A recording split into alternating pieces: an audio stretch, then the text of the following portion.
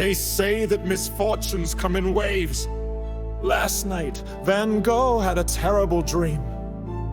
And in the letter from his younger brother to Joe, whom he had been anxiously waiting for, there was news that he was getting married soon.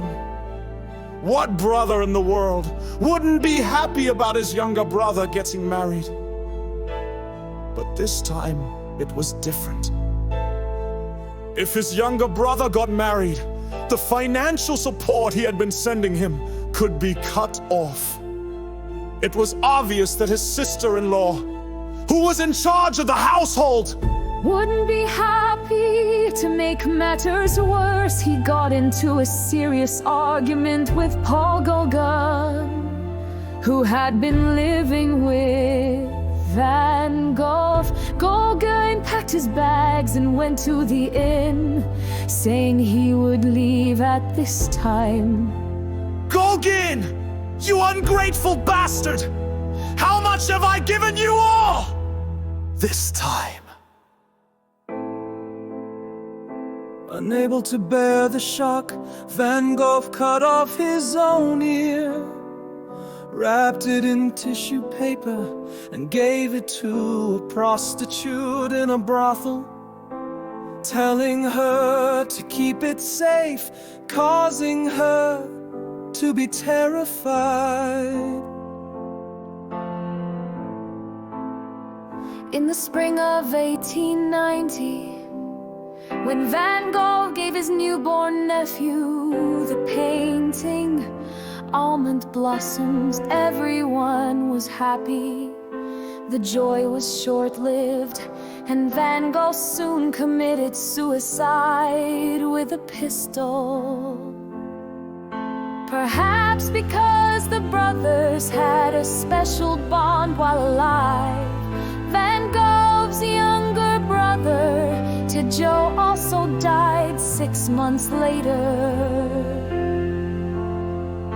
Johanna suffered the tragedy of her brother-in-law and husband dying one after another, just 2 years after she got married. Johanna, who managed to recover her mind, organized Gogh's works and letters, and knew that they would one day shake the world up.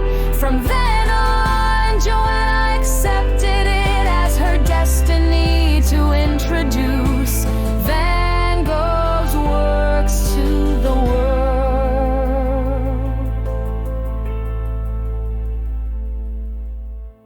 Johanna moved to the Netherlands after collecting Van Gogh's works and letters that filled her apartment in Paris.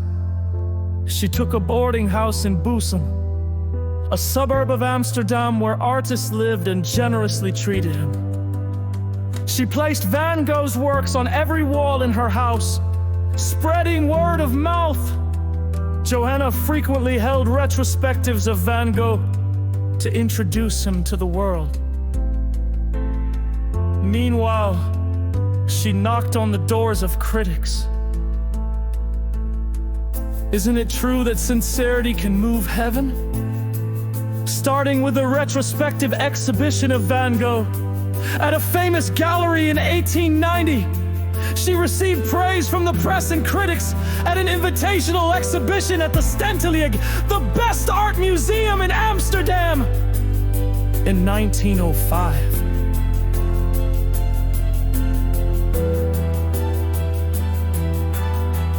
Johanna published the letters of the Van Gogh brothers and moved Theo's grave and buried him next to Van Gogh.